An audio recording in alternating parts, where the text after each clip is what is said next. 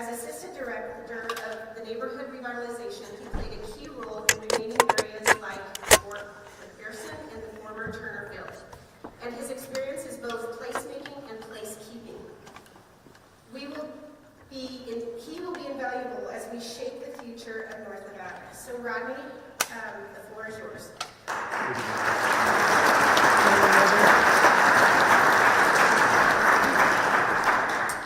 Good morning, everyone. As I mentioned, I'm Rodney Milton. I'm the Executive Director of ULI Colorado, and I interrupt this programming for a commercial break. So, ULI is an organization whose members shape cities and create places. And that work is so critical and important that we need to collaborate. We need to create opportunities like this advisory services panel to address the issues that we all collectively face. Now, ULI Colorado is the district council that we represent, and I've got about 1,400 members here locally. We have a local chapter that's led by Jariah Walker and John Olson, and we do a lot of programming similar to this work for all of Colorado. And so for Colorado Springs specifically, I don't know if many of you might have been there. Last month, we were here for our Emerging Trends event. That's where we bring market expertise and local professionals to highlight best practices and understand catalytic projects within your community. So we will be instrumental when it comes, this is the framework portion, but when we start talking about implementation, ULI Colorado will be a guide for that. And so we have similar programs like this. Our technical advisory panel is the way that we support local jurisdictions and helping them solve sticky situations. And so I want to make sure that you recognize that we are here for you, that we are part of this community, and we'll be here as you go through your implementation. And then finally, ULI, the larger ULI with 47,000 members, hosts two major events each year, their fall meeting and their spring meeting. Last year's spring meeting was in New York City. The year prior was in Toronto. This year for spring meeting, which is occurring May 12th through the 14th, will be in Denver. We'll have lots of presence here in Colorado Springs, so I believe there will be tours, but I would encourage you to get involved in that meeting. You're talking about 5,000 professionals across the world looking at ways to understand what's happening both in Colorado Springs, throughout the Front Range, and our beautiful state. So with that, I'd like to offer an opportunity to introduce the Honorable Glenda Hood, who serves as the chair of our advisory services panel and will guide us through our program this morning. Glenda?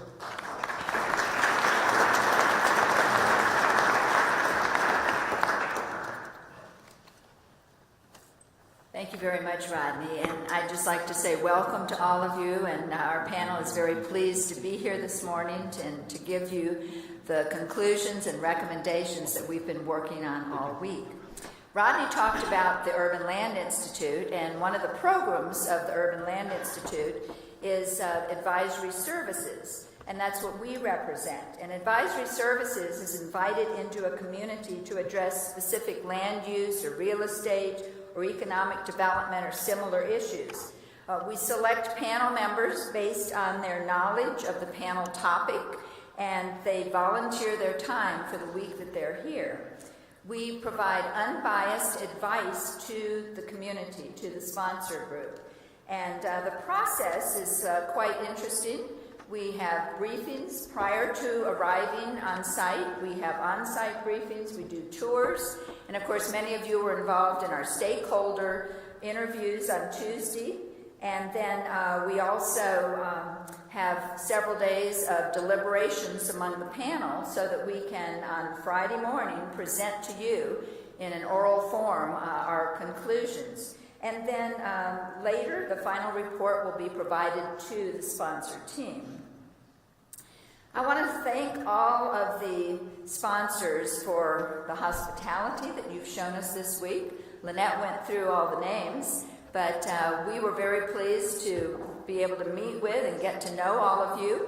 And also, you prepared us well prior to our arrival here in Colorado Springs. I also want to thank all of you who did participate in the interviews on Tuesday. You know, that's a critical time because we can really get some candid ideas and thoughts about the study area that we've been asked to look at. And we interviewed nearly 100 people here in the community, elected and government officials and community leaders and volunteers, education leaders, business owners, and developers. So thank you all for participating in that. I'd also like to say that our panel has just been expert and dynamic in all the conversations this week. And I'm not going to introduce them to you individually, but when they come up for their presentation, they're going to introduce themselves to you, so you'll get to know them. The study area, what were we asked to do?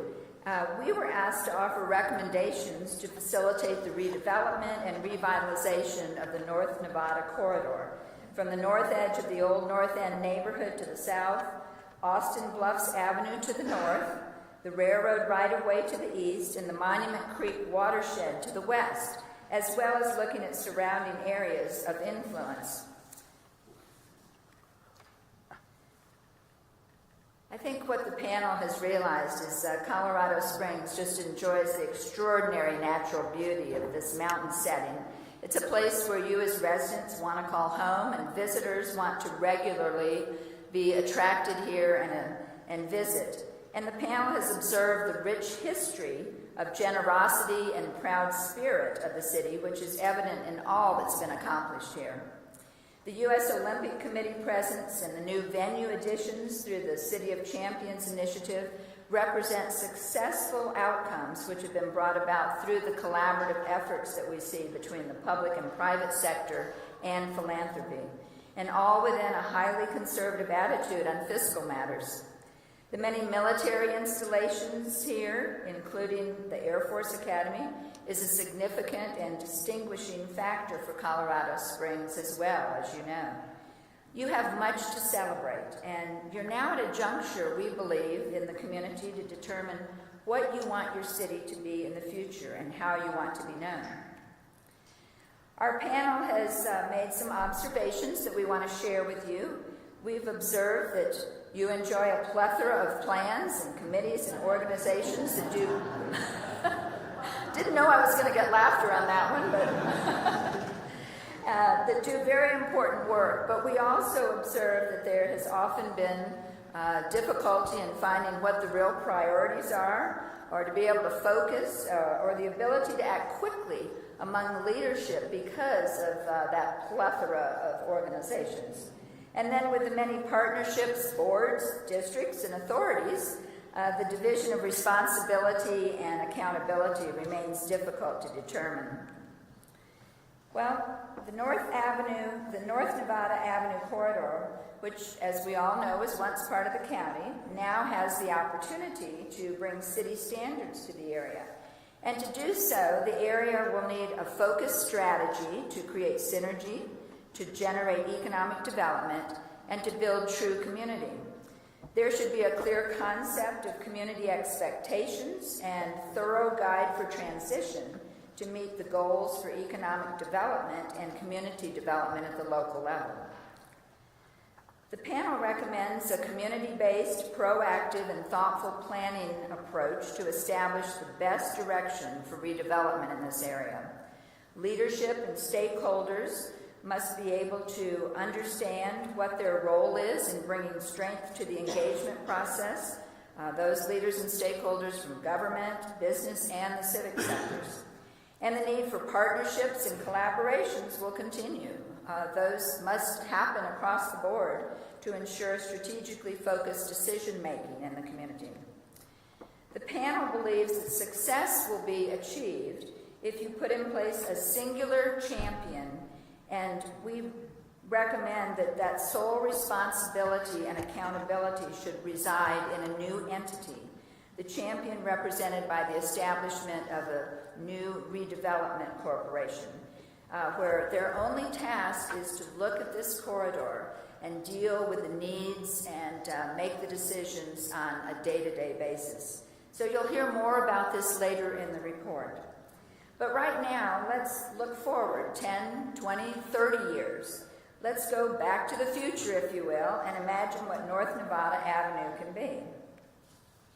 over the coming decades, for this area to really capitalize upon the assets that you have here and to create a neighborhood which both grows new aspects of and supports the existing economy of Colorado Springs, the panel recommends the North Nevada Corridor redevelopment focus upon specific drivers toward that transformation. And these drivers should contribute to overcoming the existing barriers that we see of ownership, leadership, and resources. To piece this North Nevada Avenue area into the fabric of Colorado Springs and to complement the work that's already transpired in the downtown and on the UCCS campus, the panel recommends that you transform this corridor into a thriving, diverse, sustainable, innovation neighborhood that is authentic to Colorado Springs. A neighborhood, if you will, rooted in aerospace and defense, health and sports tech, and climate security and resilience. Expanded opportunities should be created along with a sense of place for talent and growth.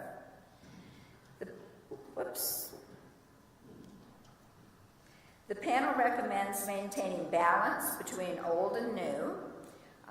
They recommend that we connect the uses in the area to the reimagined community, to education, to economic development, and workforce development opportunities.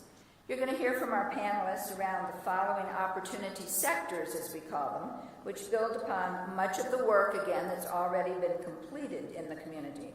And in addition, we want you to recognize the potential for overlap among these opportunity sectors. Create R&D Tech Hub for cyber, engineering, aerospace, and defense.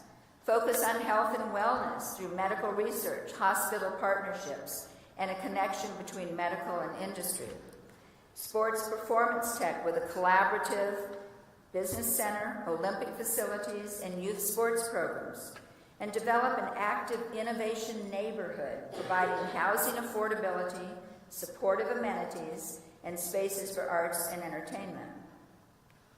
The panel wants you to think differently, to think of the North Nevada Corridor not as merely a connection in your community, but as a definable and valuable space. Again, think of it as a neighborhood. The panel aspires for these recommendations to reinforce the demonstrated capability and accomplishments through past planning within the corridor. We want to give you a renewed vision and the unrestrained encouragement to move forward.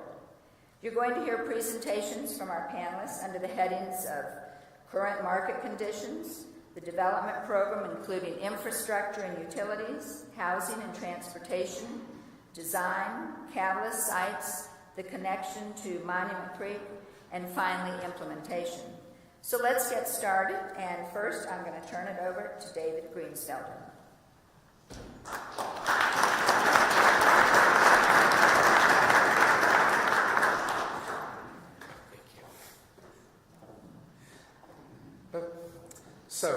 Good morning, everyone. My name is David Greensfelder. I'm the founder and managing principal of Greensfelder Real Estate Strategy.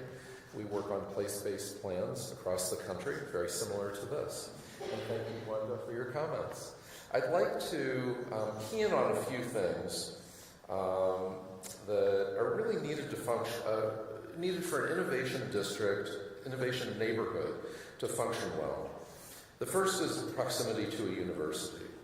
The second is an environment in which knowledge workers want to live. And the third is an abundant supply of those knowledge workers themselves.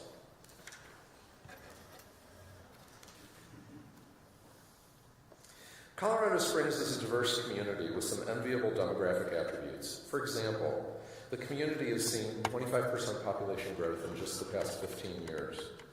Housing permit activity reflects this growth. The cost of living in Colorado Springs is considered more reasonable than in nearby Denver. 44% of your population has a BA degree or above. This metric correlates with income, but also with the sort of worker that will be in demand in the study area as envisioned.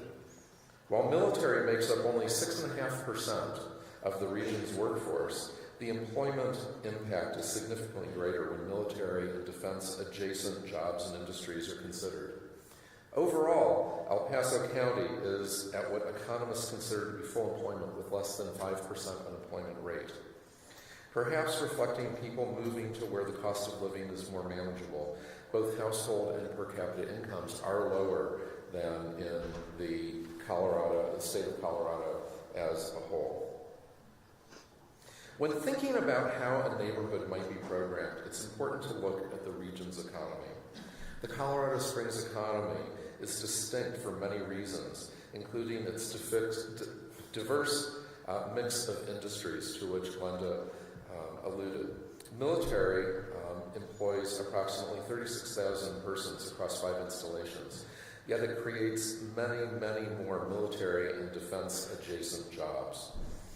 In addition, defense, aerospace, tourism here is a huge economic driver. The healthcare industry is represented by 2 major health systems. Technology is an increasingly important part of the local economy. Organized sports is a true differentiator for your community. And finally, higher education is a key economic driver and will be a key driver of this innovation neighborhood.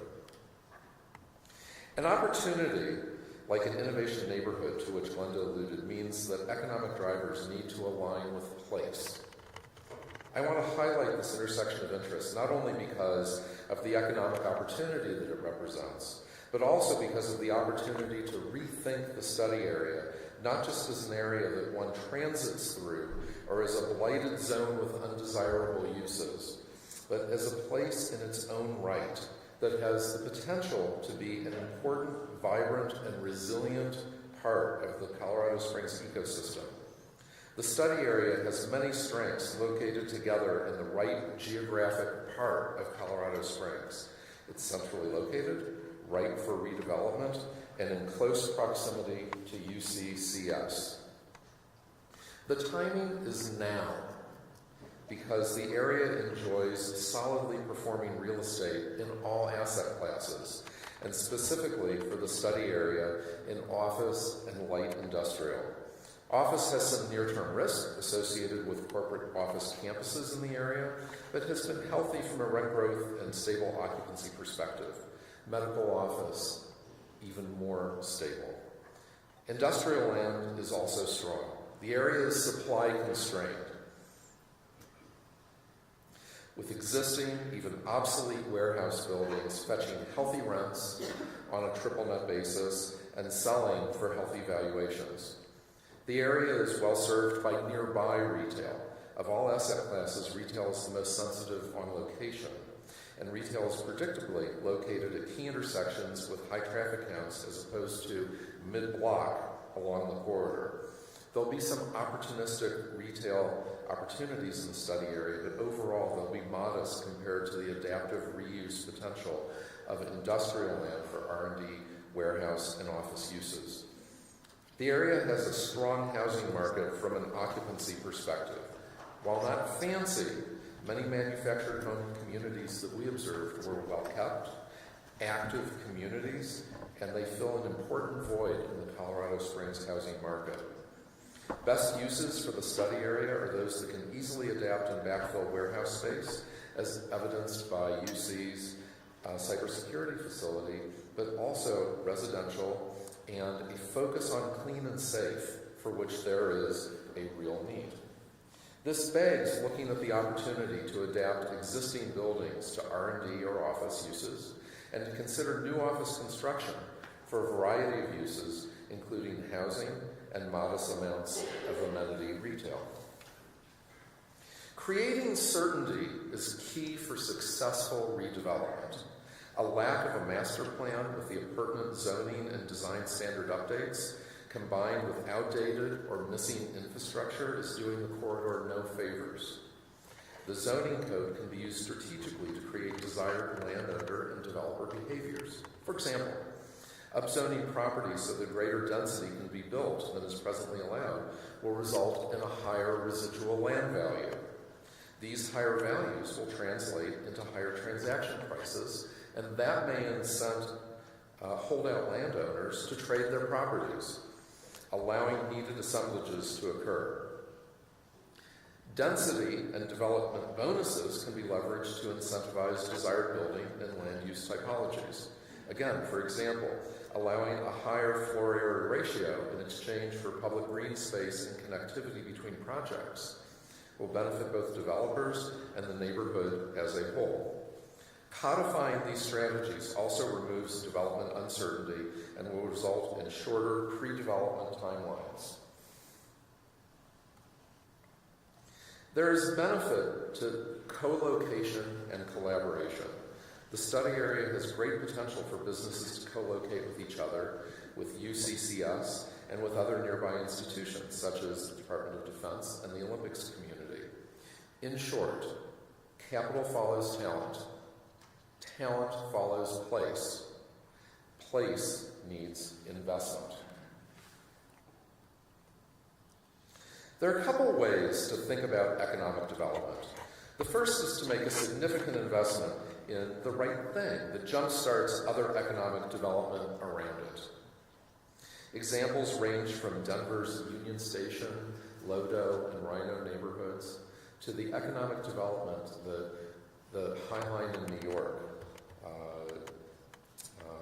fostered once it opened. The second is to let the market respond by building new product in response to increases in demand. This approach may be better suited to assembling smaller properties, not under common ownership.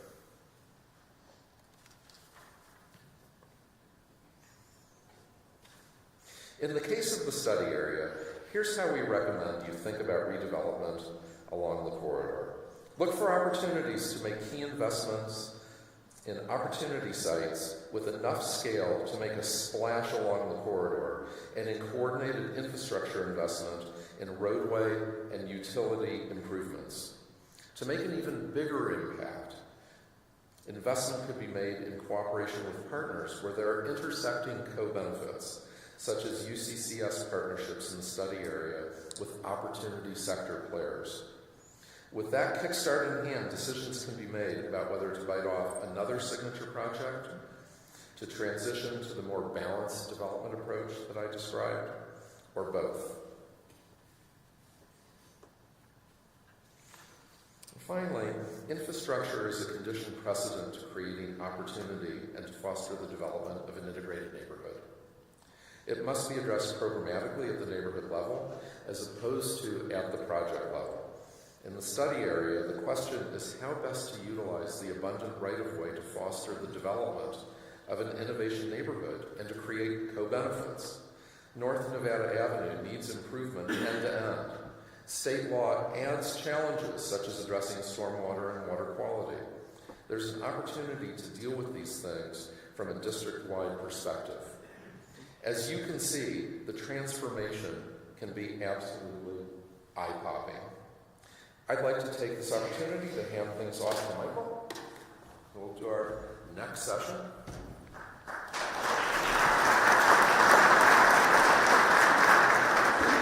Thank you, David. Good morning, everyone. My name is Michael Samuelian from Cornell Tech in New York City. I wear a couple of different hats at Cornell. I'm the Director of Campus Planning and Sustainability, and I also run a small think tank focused on urban technology. Based on a lot of the features that David shared with you in the region after studying over the past week, what makes Colorado Springs strong, what makes it different, what makes it unique, we see a growing population, we see a highly educated population, and we see an impressive and incredible collection of really important institutions that can get involved here.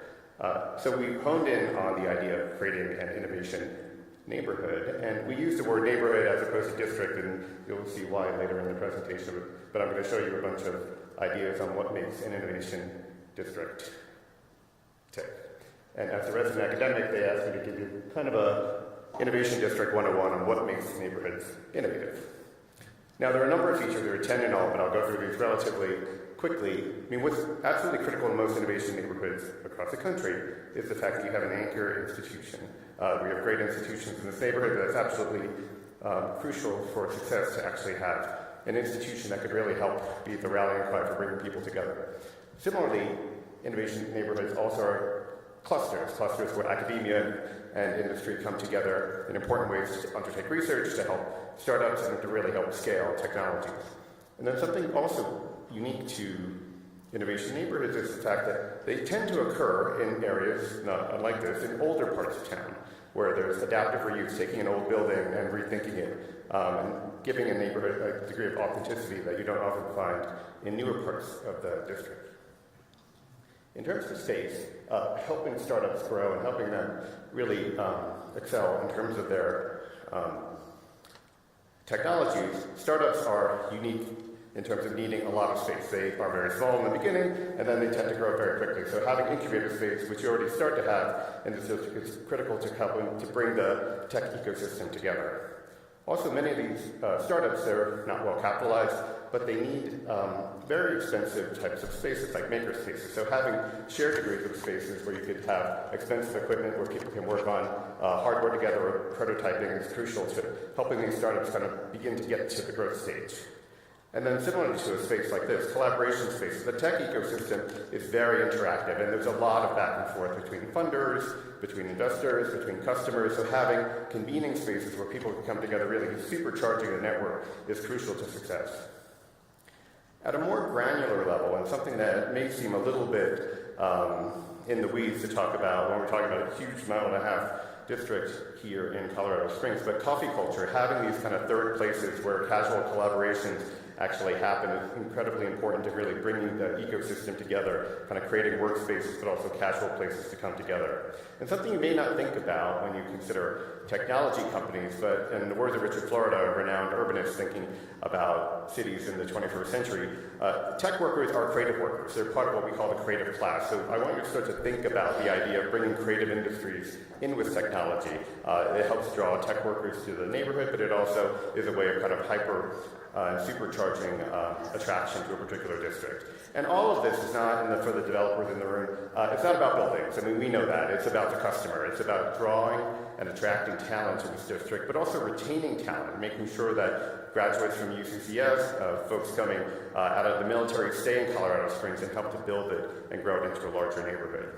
And in many cases, this can be incredibly powerful.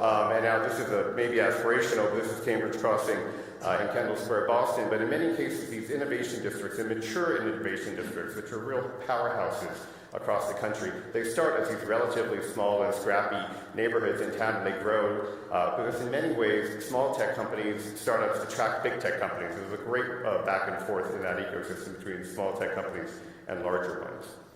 And so we're going to go a little bit from theory into practice right now. There are really great examples of tech innovation districts and innovation neighborhoods in our new word across the country. This is my home, Cornell Tech in New York City, which is a great example of how a city, and this was led by the city during the Bloomberg administration, really leveraged a research institution to create an engine of economic development. And this engine has been incredibly successful. We're barely a decade old, and already we recently did an economic impact report last year, and it showed that 650 students generate $750 million in economic impact for New York City, which comes out to about $300,000 per student of economic impact in the city, which is impressive even by New York City standards. And since we're growing at a rate of about 14% a year, those numbers will double by 2030. And this very, very small campus will be generating $1.5 billion in economic impact in New York.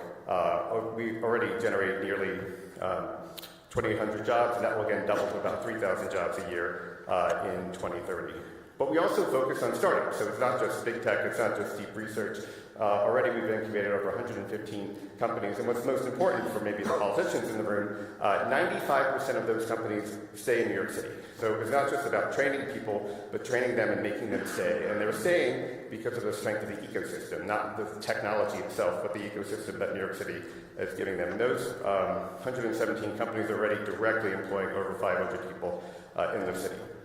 Now, you don't have to create a Cornell Tech by any means. Closer to home, Fort Collins, Colorado, anchored by Colorado State University, is focused on the innovation economy, similar to Cornell Tech, but with a real focus on smart cities, something close to my heart, and focusing on the climate economy as well. So there are different flavors to what innovation districts and innovation neighborhoods can be. Two other examples of mid-sized cities in Madison, Wisconsin, or Chattanooga, Tennessee, you create your own innovation neighborhood. You could focus, in the case of Wisconsin, on statewide initiatives, focusing on biosciences, or in Chattanooga, focusing on a more community-oriented innovation neighborhood. So there's a lot of choice here when it comes to thinking about what type of neighborhood you're going to be. Now, we've laid out basically a two-pronged strategy for what we're calling neighborhood economic development. As Glenda showed you, we have 4 different opportunity sectors that we're describing that are kind of themes, for lack of a better term. And these themes can be mixed and matched. You could lean into one of them, you could lean into 2 of them, you could lean into all 4 of them if you want. But these are different high-level themes when we look at the strengths of this district. But none of these can happen, in our view, without some foundational improvements to the district. Think of it like the infrastructure for the urbanists in the room, the urban armature, we call it, the kind of the bones, if you will, by which everything gets built upon. So the 4 different opportunity sectors for neighborhood development are different themes, focusing on R&D Tech Hub, as Glenda pointed out. When we looked at the site, we saw that we were smack dab in the middle of a lot of major hospitals along the corridor, so focusing on health and wellness. You can't talk about Colorado Springs, I think, without addressing the Olympics and the fact that it's such a strong component of the brand and the place, so focusing on sports tech and sports performance. But also thinking about the fact that with this growing population, with historic high rental costs, affordable housing is incredibly important to making sure that you hang on to that talent, that people just don't come here and leave, but you want them to grow with a community. So for the Research and Development Hub, we think it's important to begin to leverage the relationships you have with DoD, UCCS, and the aerospace industry, focusing on developing a business park, for lack of a better term, but really focusing on incubator spaces for small companies to grow into large companies. And a great opportunity you have from a physical infrastructure standpoint is a lot of the light manufacturing spaces. These are spaces that we would call hackable. They're relatively cheap buildings that people can grow into. They could test and prototype new types of technology. So we're strongly pushing you to retain some of the light manufacturing buildings there, but looking at adaptive reuse of those buildings. Pivoting to the health and wellness, focusing on medical research, an increasingly growing part of this country's economy. Building on the strength of having UCCS, but go beyond UCCS and foster partnerships with other hospital systems. And all of that in the goal of creating commercialization of medical research and what we would call Cornell Health Tech. But sports and performance is something that we started to hear a little bit more about in our 100+ interviews, but having the Olympic Committee here begin to leverage that and combine it with the technology focus of the area and think about sports tech. So leverage the Olympic relationships to focus on sports performance, developing even maybe new training facilities and event venues to bring people to the community, increase tourism. But don't just go top down, also go bottom up. Make sure that you don't forget about youth and sports programs and feeder programs to really help build a healthy community. Beginning to also focus on community, thinking about expanding housing choice and diversity. As mentioned, there's already a relatively good amount of diversity, but we want you to push the density of the housing for students, for faculty, for seniors, for singles, for young families, but also making sure that you keep the eye on the ball of complementing all the great stuff that's happening downtown, but think about this neighborhood as different and distinct from downtown, maybe denser and maybe perhaps more affordable. And that will help attract new residential amenities and also draw arts and entertainment facilities to the area. So before ceding my time to my partners, there's 3 really important foundational improvements, as we were saying, beyond these themes, which you should all begin to mull about and how you want to begin to combine any of them. The foundational improvements which have to happen for any of this to happen are to integrate your infrastructure. That is really a first mover to make any economic development happen.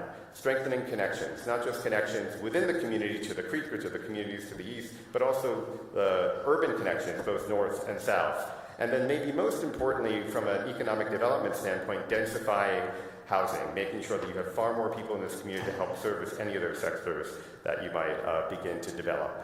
Now I'd like to turn it over to my friend from Sacramento to go into the foundational improvements. Jose.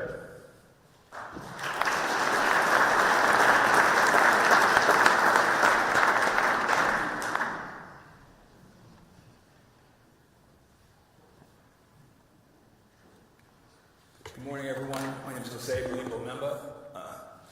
I am an executive with the Sacramento Municipal Utility District in Sacramento, California. It's great to be back here in Colorado Springs. And as mentioned by my colleague Michael, in order to really catalyze development, the infrastructure improvements do need to be a first mover. But one of the things we want you to think about as a part of our proposal is ensuring that the utilities leaders lead not just by providing the support, but lead by proactive action and creativity. So really looking for a focus on innovation in terms of mindset, delivery, and outcomes coming out of the utility space. Two, looking at operational improvements. There's great operational foundations, but identifying incremental improvement ways to provide better support for the development community and for growth. And looking at program creativity. How do you look at new programs to incentivize development in this corridor? And lastly, leveraging the strong partnership foundation that can be seen by all of the stakeholders here today.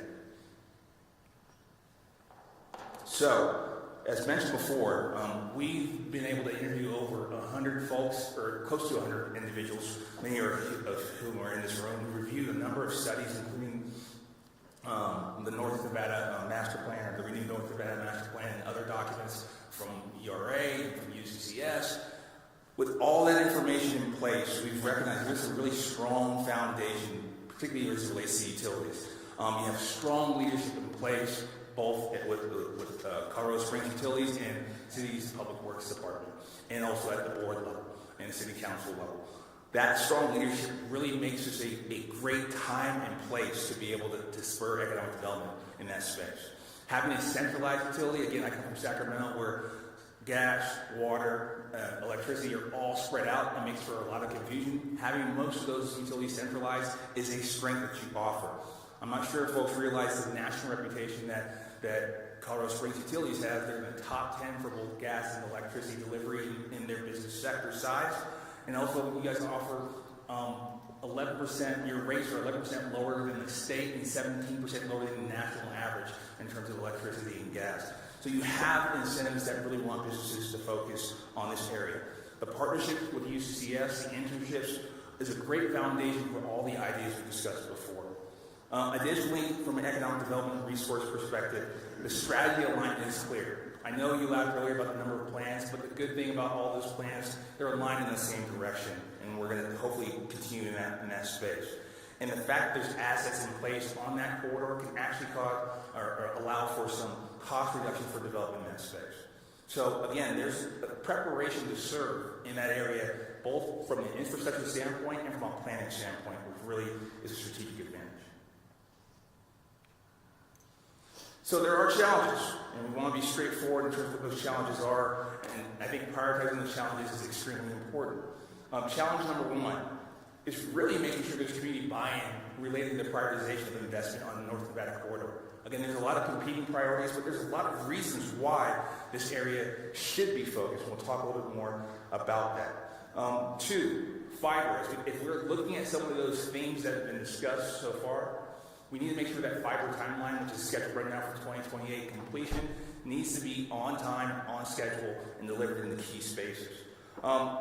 Resources at the water, sewer, stormwater, those improvements, again, need to be able to be on pace to meet the pace of growth to be able to serve. And then the elephant in the room is all of this costs money. How do we make sure that funding is secured and is stable to ensure the growth and development at a reasonable pace? Recognizing that a lot of the funding, particularly in the energy space, has changed in 2025, so many sources that were available a year ago, creativity is going to have to be a key component of ensuring that funding is in place. And Anthony will talk later about some ideas we have in that space. And lastly, we want to make sure that we're building on community trust and communication. It's important, we heard from interviews, that they're not sure what improvements are happening. So how do we make sure that communication takes place so folks can stay along and build trust that this is going to come to reality? So, again, we talked about being a catalyst. We want to lean in and think big. So for recommendation number one, we're looking at Colorado Springs Utilities to really be a catalyst in this space and actually lean in and reimagining the Birdsall plant as an R&D tech hub first move. Really looking at the retirement plan in 2027 and putting that stake in the ground that this will be a place to help catalyze that growth would be an important key first step. I'd like to follow up with that to double down really look at that space as an R&D tech space for exploring energy reliability projects. There's a number of investors throughout the United States who are looking for places to plant their flag and grow new technology, whether it be small modular reactors, micronuclear reactors. There's clean energy opportunities. There's a number of different spaces, and this is being done all over the U.S. We're actually doing it in Sacramento, where we're attracting businesses in our old facilities and growing them. This is something that Colorado Springs can capitalize on as well. We're asking that expand on that great partnership foundation, particularly the partnership foundation between UCCS and Colorado Springs Utilities, but expand it all the way down to the K-12, making sure there's strong workforce development and training opportunities that are connected, because that workforce is in that talent development won't just help one utility sector, it'll actually help the entire region, as there's a lot of matching skills and capabilities. We want to make sure that the planning at the utility level supports all of the opportunity sector alignments that we are proposing, to make sure there's some flexibility in that planning process to allow for those to grow. And then lastly, really be a leader in talent development and retention. Again, there's a strong energy already happening between UCCS and Colorado Springs Utilities. Grow that talent and support all the sectors that this region needs to be able to grow and recruit and retain new business.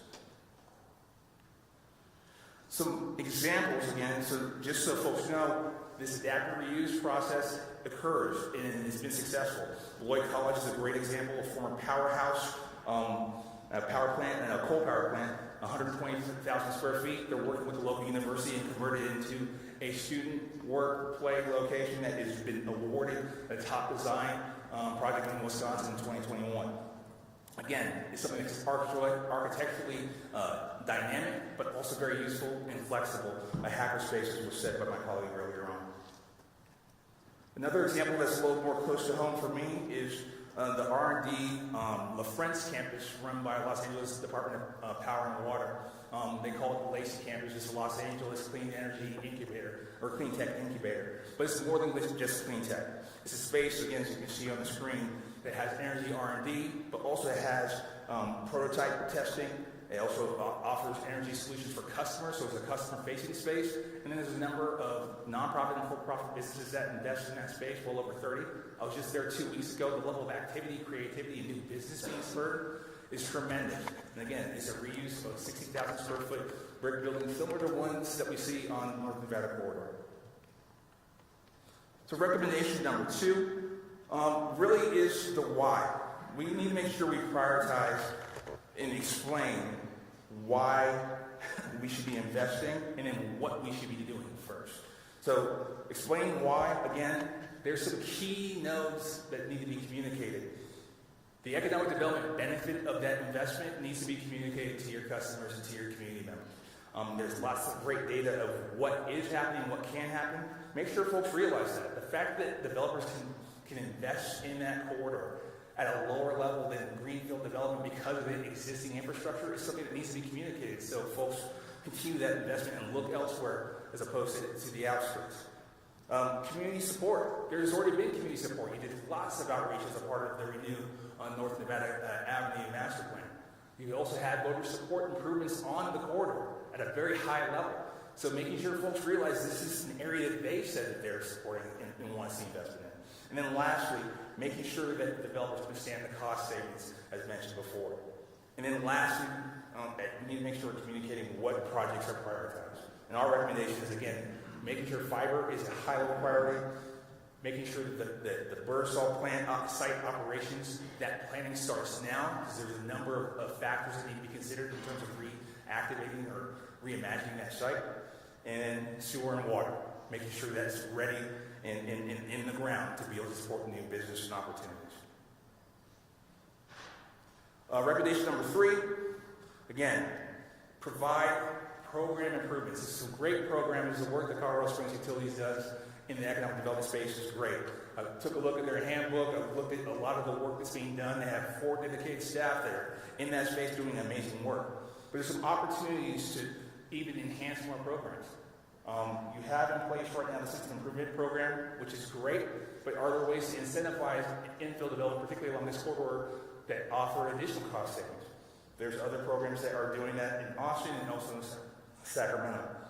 Number two, looking at streamlining processes. An idea that's been used very effectively is developing a commercial development portal online and identifying essentially a concierge service for development so that developers really don't have to go through different departments, but someone guides them through the process, even across between the city and the Colorado Springs utilities. It's something that's worked very successfully on the West Coast, and I think it's something you should apply here as well. And then lastly, communicate what work is being done in a way that's transparent. The City Public Works Department has a great interactive map. How do you make sure that's getting out and maybe align that technology between Colorado Springs Utilities and the City Public Works so that there's a consistent message that the maps are overlaying because of the compatibility of all the infrastructure work that's being done. So, in closing, last recommendation here is to communicate and fortify and grow that trust. It's important that folks know by doing this work here, you're always showing that commitment. Getting out into the community and making sure folks know what and why is happening, and then making sure you're going back and executing on those promises. That's how trust is truly built. But then when those things get completed, when those projects get completed, going back to the community and celebrating those.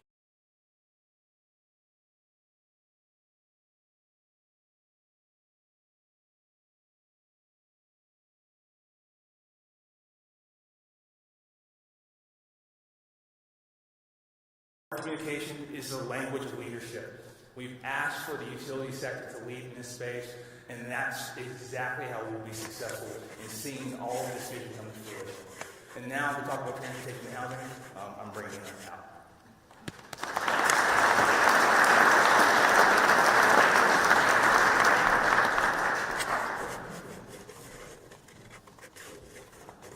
Thank you, Jose. My name is Hal Ferris. I'm with Ferris Advisors out of Bellevue, Washington. The work I did was mixed use, mixed income development, along with other community development work. I'm semi-retired now, which means I feel like retirement.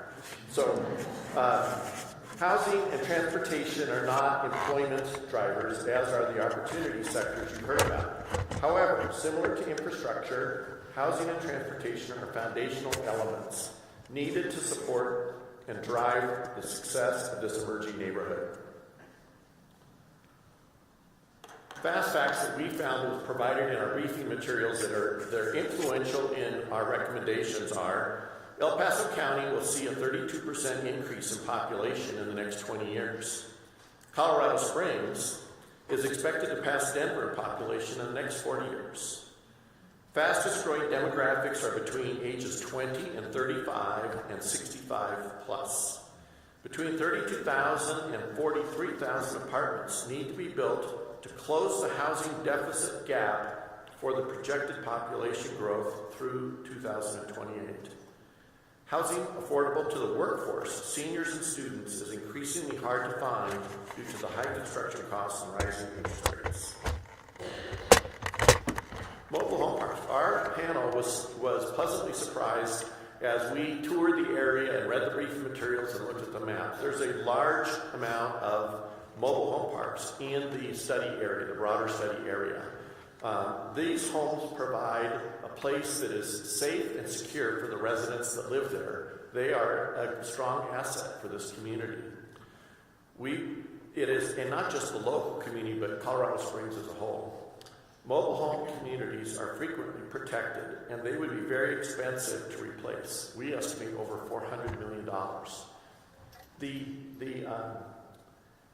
We believe that this is a real strong asset for this community and needs to be part of the long-term plan for the area. North Nevada neighborhood of the future. North Nevada District is strategically located close to employment centers, educational services, healthcare, and outdoor recreation. North Nevada District can become a neighborhood that is urban, energetic, healthy, accessible, and affordable to a broad range of families and incomes. With a robust urban zoning, our panel believes North Nevada could provide homes for over 6,000 families. Why is our panel focused on housing when the questions asked by the sponsors did not dwell on housing? Why? The briefing materials had quite a bit of material, about housing in them. But it was in our interviews. Housing came up repeatedly when we met and talked with you, of which we see many familiar and friendly faces in the audience today. And affordable housing was a recurring theme throughout our interviews and discussions. So our panel felt we had to dive into this and provide some recommendations to deal with those issues. Our recommendations include changing zoning designation to be based on floor area ratio rather than units per acre to encourage a broader range of housing types. And I won't go into a bunch of geeky discussions about what that means, but what it means is that for a piece of land, you can triple the amount of housing built on that land than you can under your current zoning designations. And that density will result in a different type of housing. You'll see more studios and one bedrooms and smaller units that will provide a complement to the housing that's being built downtown, but it will also provide a greater level of affordability for the demographic that is coming in and wants to live in this community.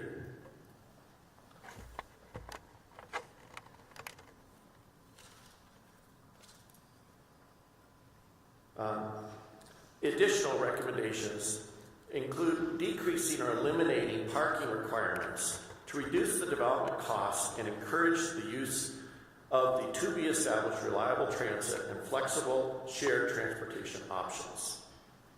In addition, we believe that you should increase your maximum building height from the current 60 feet to 85 feet, which is the maximum height for mid-rise buildings where you can take advantage of the lower construction materials compared to the concrete and steel that is needed for high-rise construction. And in adopting all of these changes, it's important to provide what we call incentive zoning, where you encourage the development to occur to the higher density, but you can also identify some incentives and some contributions to public benefits, including open space and affordable housing, in return for that additional development capacity. Second, there's a need for student housing to serve a broad range of students. We believe that collaboration can be done with UCCS to develop and operate purpose-built student housing in the North Nevada neighborhood, attractive to junior, senior, and graduate students. In addition, UCCS be encouraged to increase the supply of student housing on campus, focused on freshman and sophomore students in the areas shown in the campus master plan. It has statistically been shown overwhelmingly that student success is significantly improved if the student can begin their journey in higher education if they start by living on campus. Other recommendations include enhance the connections to Monument Creek, parks, and community services. We took a tour on our own, walked around, and we found our way down to Monument Creek. It's hard to find it because you have to be a detective to find the entrances to Monument Creek. And there's no wayfinding sign, or very little, and there's no really designated parking once to get down there. So we really believe that you need to improve the wayfinding and how you get to it, and improve the porosity and access to the creek. It's going to be a wonderful asset. It is a wonderful asset, and it's to be enhanced. It really needs to be celebrated. Further, encourage connected and healthy housing for all residents in the North Nevada neighborhood. Provide new health clinic, including mental health services, needed to support the growing community. Incentivize uses such as affordable grocery, arts, entertainment, neighborhood restaurants, coffee shops, and food halls. And modify to allow the mobile home land use that is already existing in the designated areas. There currently isn't a zoning characteristic that's allowed in your land use zone. Transportation is the key. You've heard that from Jose and others. Reliable and frequent transit is essential to the development and future of the North Nevada neighborhood. As you heard, capital follows talent, talent follows place, and place needs investment. Investment is needed to catalyze the transformation of the North Nevada urban neighborhood and connect UCCS to downtown. The public sector needs to lead with the investment in transit and infrastructure. Current conditions, as you all know, North Nevada can be congested at peak times in the day. Alternative means of transportation, including pedestrian, bicycle, and transit, are slow, unreliable, and frequently unsafe. Streets are disconnected and limited access to UCCS downtown and Monument Creek and all regional ball fields. Our recommendations are to provide a bus rapid transit or fixed guideway with 18-hour service, 15-minute headways during peak times, 30-minute headways in off times. 60-minute headways don't work. Design BRT with fewer stops, ideally a dedicated rather than shared right-of-way. Connect transit, bus rapid transit or light rail to UCCS and downtown. Improve the pedestrian connections and wayfinding and signage to Monument Creek. And with that, I'll turn it over to Todd, who will share some of our planning ideas from the panel.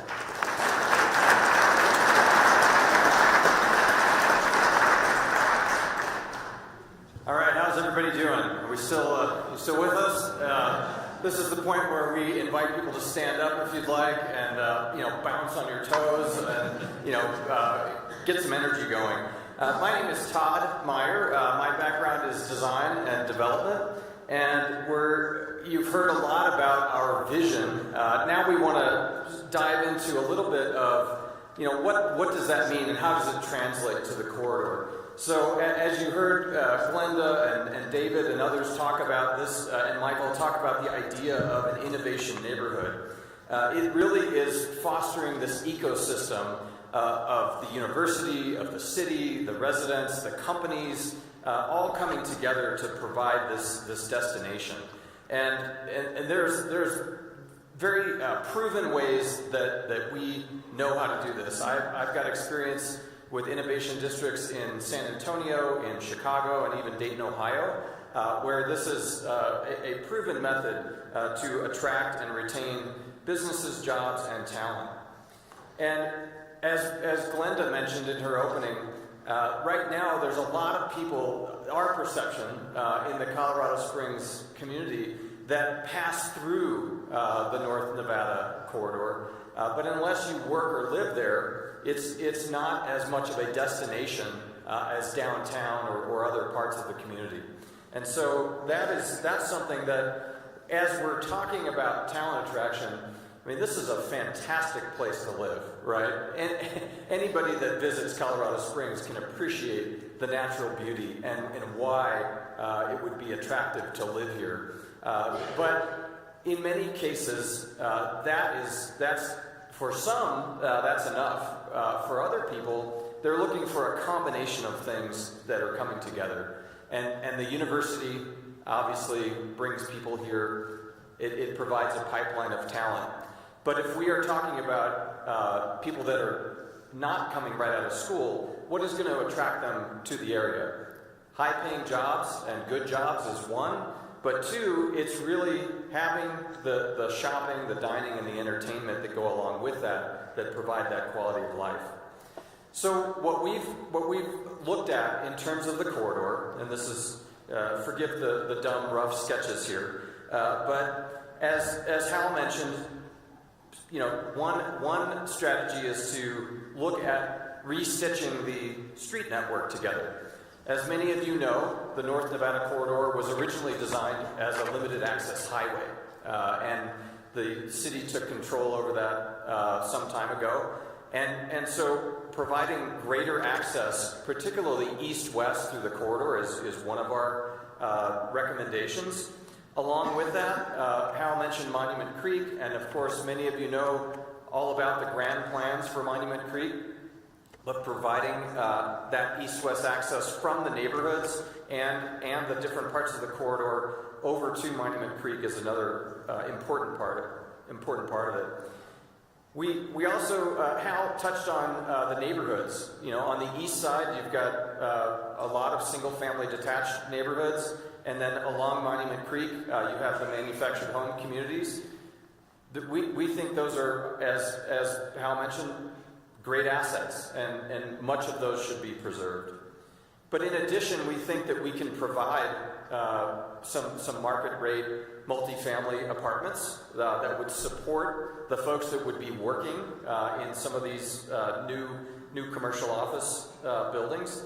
And we know that there's a lot of industrial space and fabrication space that's in the corridor. We think there's a value and a benefit to preserving some of that as well. So in the end, it becomes a rich mix of land uses and building types that are coming together. And as you see on the map here, those sort of red things with the green dots in the middle, those represent a neighborhood center, right? So imagine a mini version or a block of two of downtown where people come together. There might be shops and restaurants or places to even have mixed-use development above those places. So when we look at the corridor, there were three sites that really stood out to us in terms of where would we maybe want to start or look for early wins of where we might look at development.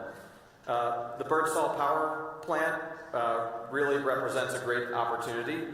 We know that some of those facilities will stay online for some time, but looking to the future, what could that look like in terms of accommodating some of the vision that we're talking about? The second one is, of course, the cybersecurity building. If we can look at land around that and build on that building and expand that into more of a campus, that's the second one. And then the third one is, of course, the former Greyhound Park, which now is providing a use to the community, but we think there's probably a higher and better use that could support a notion of this innovation neighborhood. For Birdsall, here's a quick idea of what that might look like. So obviously preserving the existing building, the two existing buildings that are there. We understand there's critical infrastructure in the office building. The building, the existing building with the stacks on top, as Jose mentioned, could be an adaptive reuse. That would be a great addition to the neighborhood. And then layering in new office buildings. In this case, we tested 3-story buildings that were about 90,000 square foot each, 30,000 square feet on each level. And then just north of Nichols, we start to see maybe some of that neighborhood retail that would come in to support some of that development. So just a quick concept there in terms of what that might look like. As we look at some of the development strategies, then there's a few things that my other colleagues have mentioned about what we may want to do in terms of next steps. And the North Nevada corridor itself provides a great opportunity to deal with this stormwater management issue that we have in the area. And we talked to a lot of folks over the last week about that, as well as the utility infrastructure that's really needed to promote the kind of development we'd like to see here. So what does that look like? Well, if we look at the corridor, there's a large median in the center of the northbound and southbound lanes on Nevada, and then we have this fairly wide former railroad easement that is on the east side of Nevada. And so if we imagine you could have ped and bike trails there that are part of the network, but then also use quite a bit of that for a regional or district-wide stormwater detention facility that would really help to facilitate that development. Another couple of ways to look at it. So the top view here, these are just a couple cartoon sections, but the top is sort of what we have today, and you can see on the left side, the right-of-way is very large. It's about 220 feet wide, and then we have another 80 feet of that railroad easement on the right. So that's a tremendous amount of area to work with. And you can see the section below would be not modifying that to a large degree, but introducing the idea. There was a recent study done for the BRT study by Kimley Horn. So this shows what that might look like, a dedicated lane there for the BRT, and then you can see the stormwater on the right. A couple of other ideas. Hal mentioned the idea of either, the BRT could be in the center. This is testing it on the edges, right, for easier boarding. And then the idea of introducing stormwater on both sides of the Nevada corridor. The previous one had parking on the west side.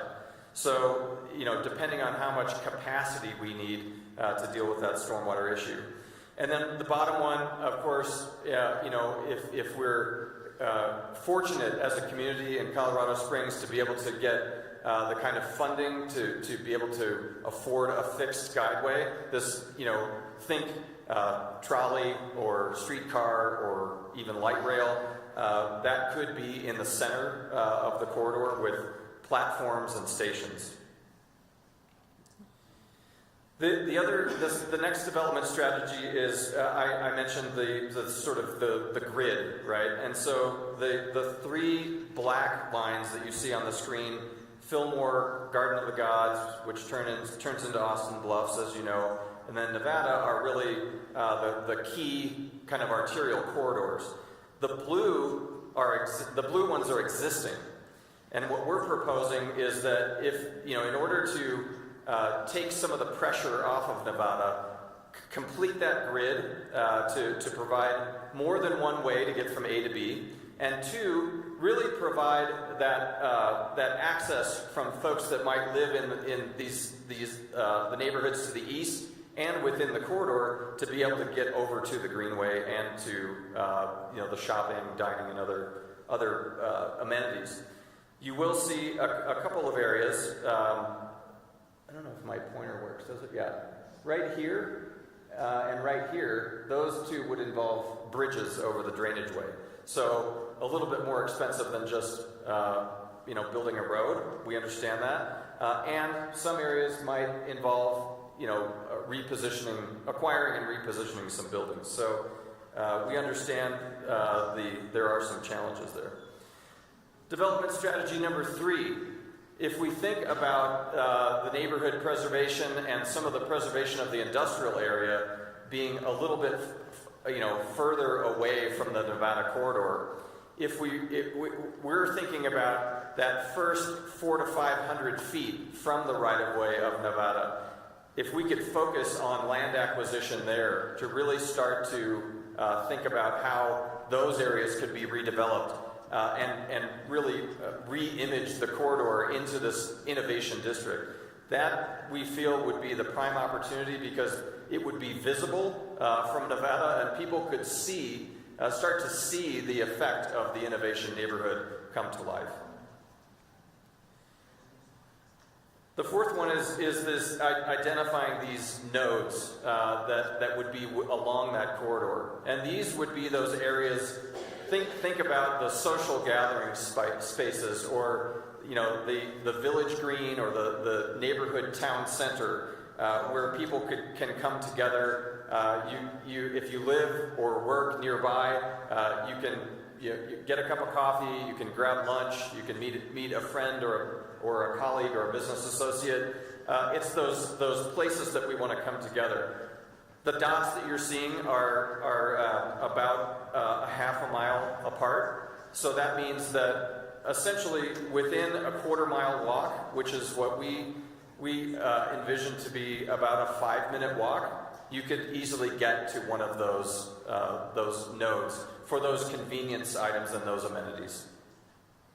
And then finally, our final development strategy is really about image and branding of the corridor, right? That it should have clearly defined edges.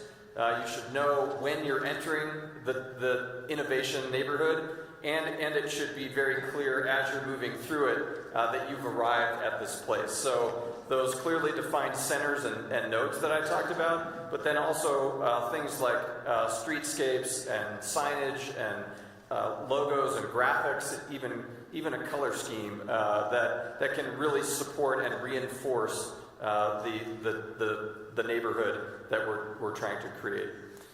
So thank you for your time. I'm now going to turn it over to Anthony to talk about implementation.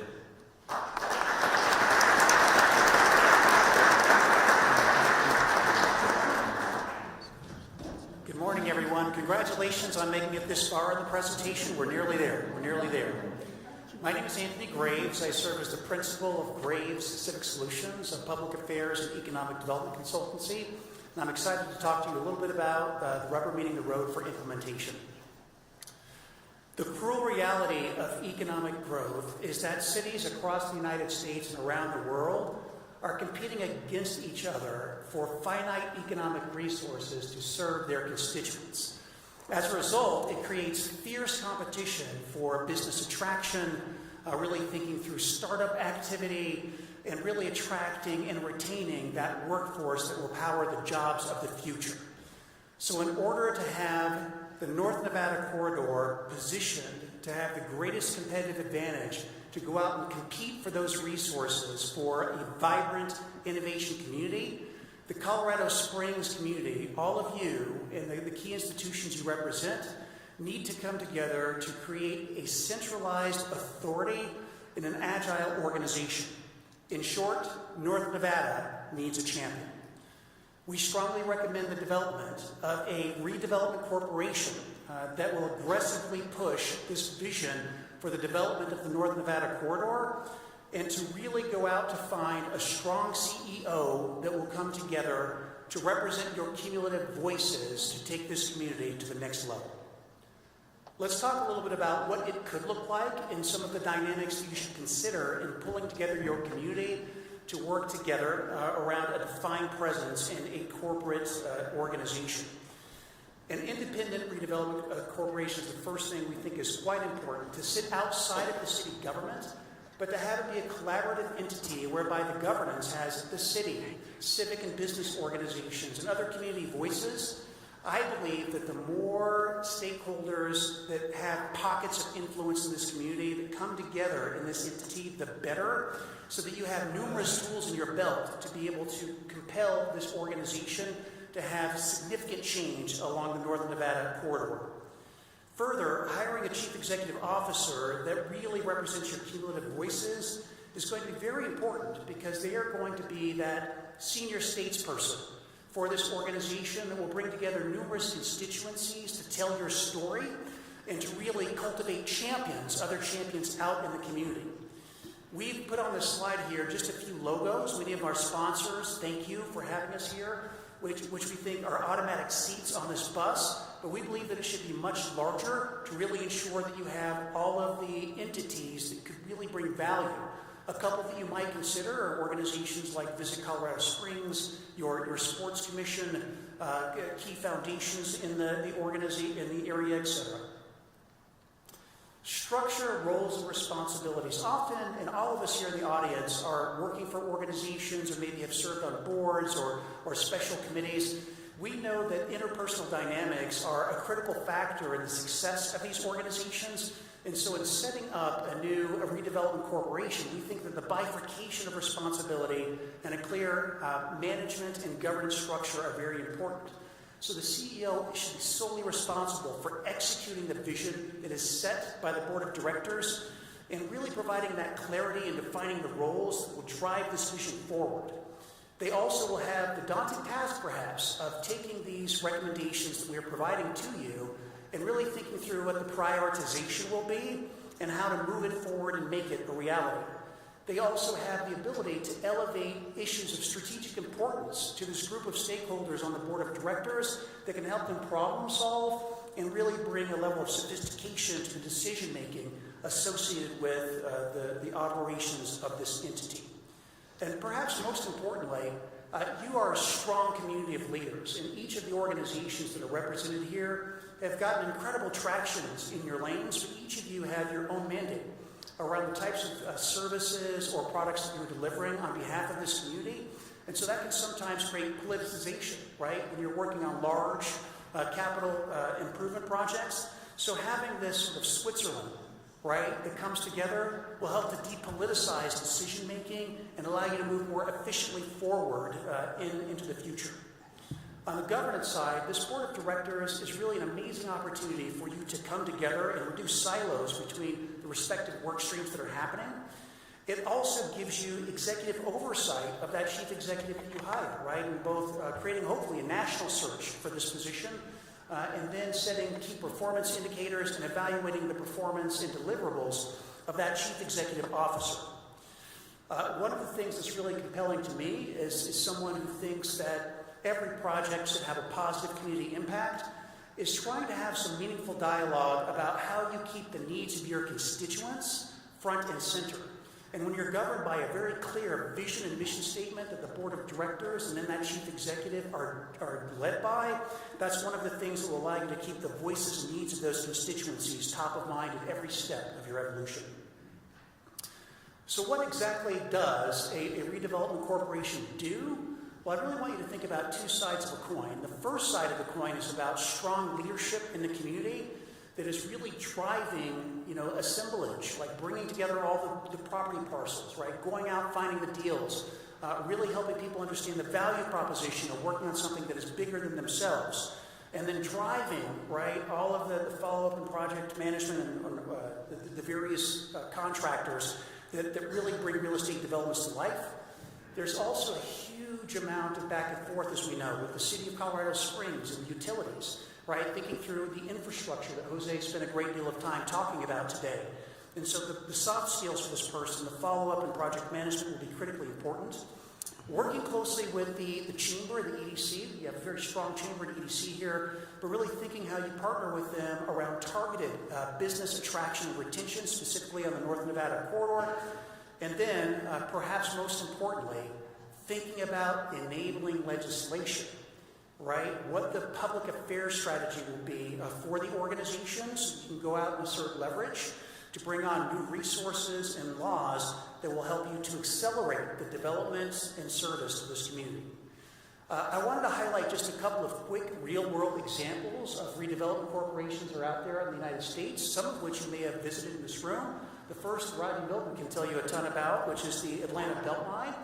So they have a system of 22 miles of old railroad tracks that have come together in this beautiful community, right, where you have trails and parks and transit, but it also has catalytic hubs for economic development where tech companies are coming in and bringing real value to the community.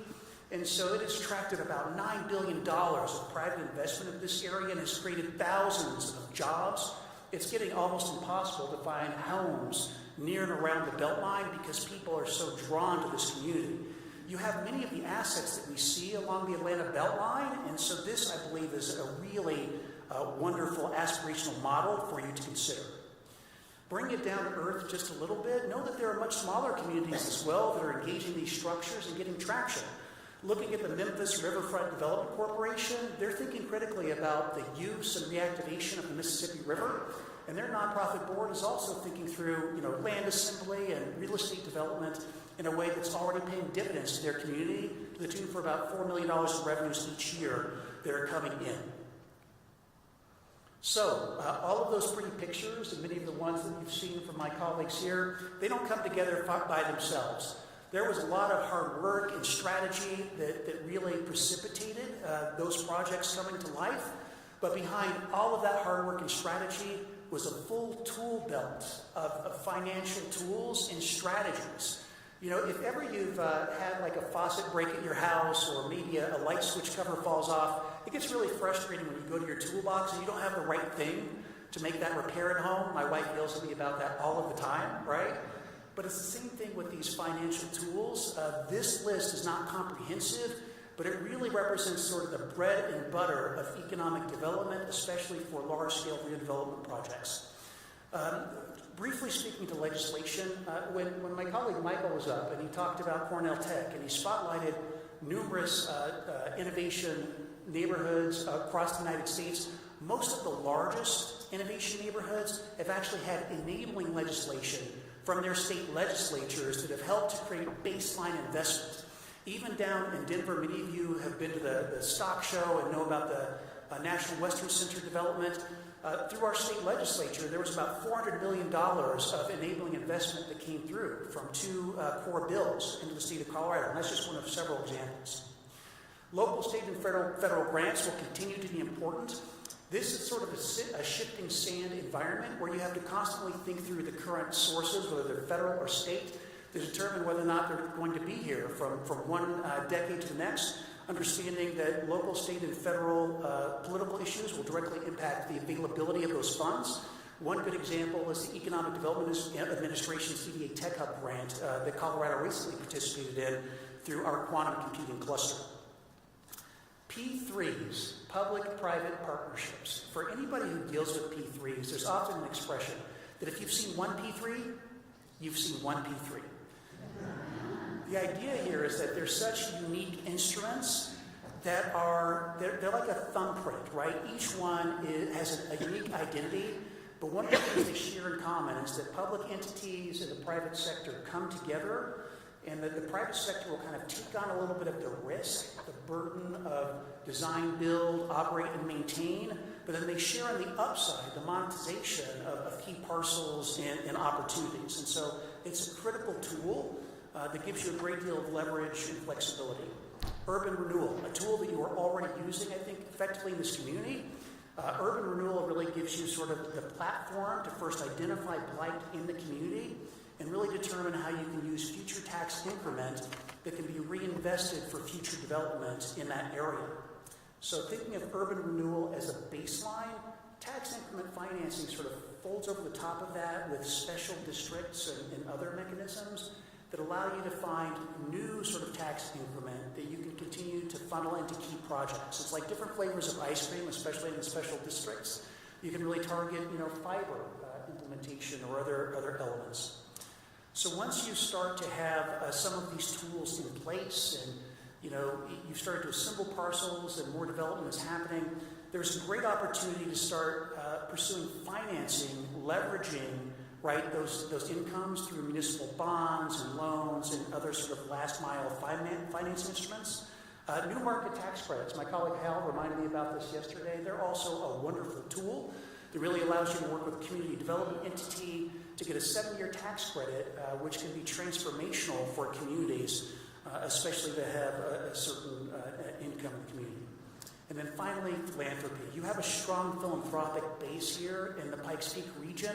Oftentimes, philanthropy has one of the toughest jobs because they are getting a sea of requests that come in. To have a really effective strategy, think about pulling them together around one compelling vision, right? And working collaboratively to think how you might get transformational investments from philanthropy. Now that I've given a quick overview of the various tools in the belt, I just wanted to spotlight a couple of things that you might want to consider creatively around the financial tools that you have at your disposal.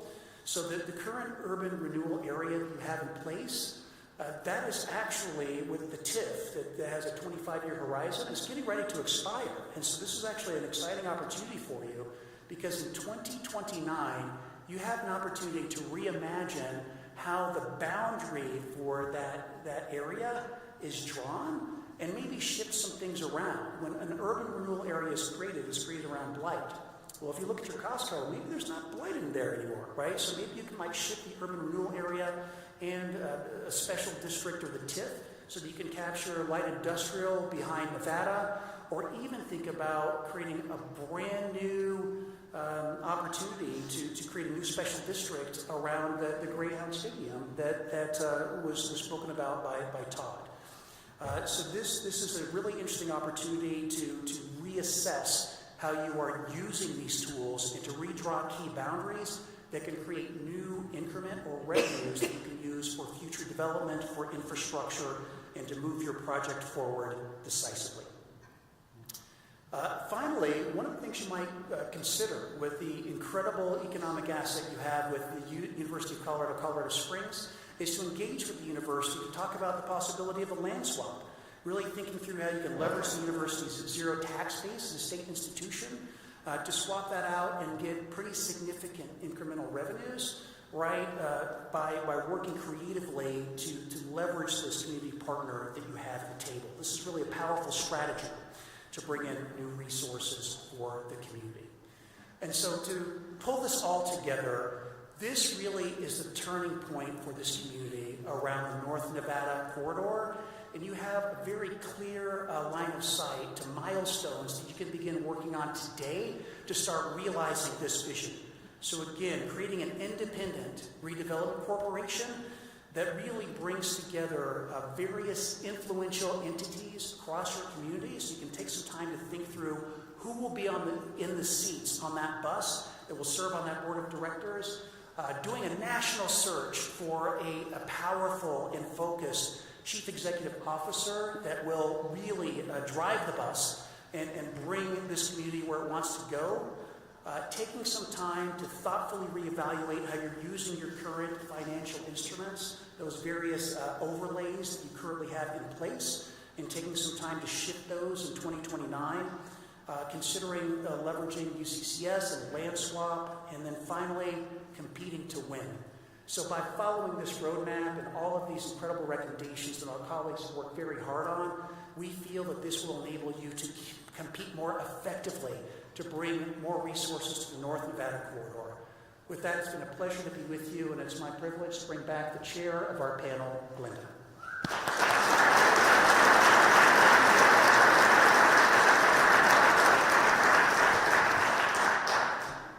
So you're probably on overload by this time, but we're almost there, and we welcome your questions, of course. I don't think there's any denying that this North Nevada corridor is a very complicated mix of uses, and it's kind of been that area that's been passed through or passed over many years. And you've got those two anchors with the university and downtown that are developing and thriving. And so connecting those two anchors and generating those viable clusters for commerce and learning and livability, it is going to be a heavy lift. It's one that takes time. It's a long-term project.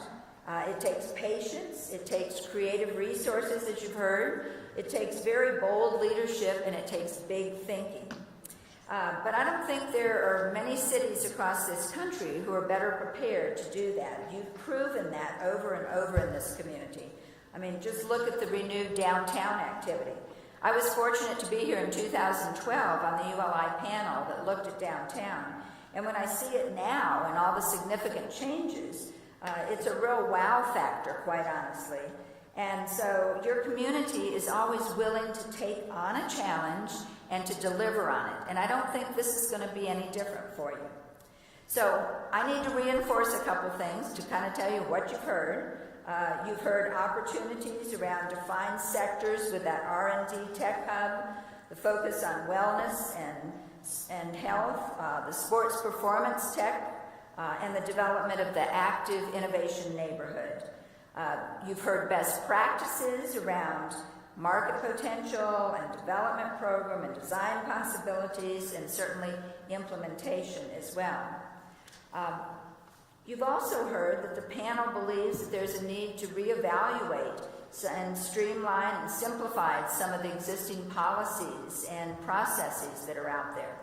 And then you've also heard that robust and consistent communication with stakeholders in the corridor is critical as you move forward, and also to look at broader citizen participation and engagement to really develop those enthusiastic advocates across the community. It's going to be imperative, we feel, to seek engagement from the U.S. Olympic Committee, the governing bodies of the Olympics, and the military for involvement in this North Nevada corridor, because they could have a major stake in this area. The panel's going to give you a call to action. You're the city of champions, and as we've said, it's time to identify a new champion for the North Nevada Avenue corridor, and that should be that new Redevelopment Corporation. That will put politics aside or pride of any individual ownership, and it captures the strengths of all those appropriate stakeholders, as Anthony told you. It can prioritize projects, prioritize development ideas and sites, and it can drive the right investment at the right time. So we believe as a panel that the City of Colorado Springs and its utility must take the lead and be the first in making those foundational investments that will show commitment to the area and attract private investment. And you've heard that through the presentations. We believe that the mayor and city council must work together and solidify around the North Nevada Avenue as #1 priority in the community at this time. Giving that designation or brand to the corridor is going to make the community realize that something's happening here. It will build excitement and make voices in the area want to buy in to the vision and to feel ownership to the change. And then aggressive advocacy to identify and attract both state and federal resources must occur, and that may at times require a third party to be brought in to be effective for those advocacy efforts. Colorado Springs, we know, has unparalleled beauty, and we've talked about that. That's really the asset that everywhere you look is visible. And you also have unparalleled spirit to get things done. And we feel that now is the time for you to aggressively communicate that the North Nevada Avenue is the city's next big idea, and to communicate that clear vision to seize the moment and make things happen. During that 2012 ULI Downtown panel, we shared a quote that's on the wall in the Olympic Training Center that we felt was appropriate at the time. And again, it seems very appropriate. Success is a journey, not a destination. And the remainder of that quote from Arthur Ashe is, the doing is usually more important than the outcome. So think about that as you move forward with this initiative. This time in the history of Colorado Springs is a turning point, as we've said over and over. It's a time to connect sports and training and resilience and innovation and defense and endurance. It's a time to hit your stride. We thought that stride was something that you could pick up on and kind of use as you move forward. So, as is typical with ULI panels, we always give you an assignment for Monday morning. And this is your assignment. We want the public and private stakeholders to gather and to begin that conversation around the process to create the champion, the Independent Redevelopment Corporation, that new champion that will focus solely and day to day on the North Nevada Avenue corridor. Let me just say that this week has been an exceptional experience for our panel. We've gotten to know Colorado Springs so much better. We've gotten to know many of you. And, you know, your spirit is so contagious. And your confidence is also something that we admire. And we applaud you for that. It's a great place to call home. And it's a great place to visit. Our panel believes that that same spirit and that same confidence is going to transform this corridor. And we look forward to seeing all your work and realizing what you bring about in the future. So again, we thank you for the opportunity to be here.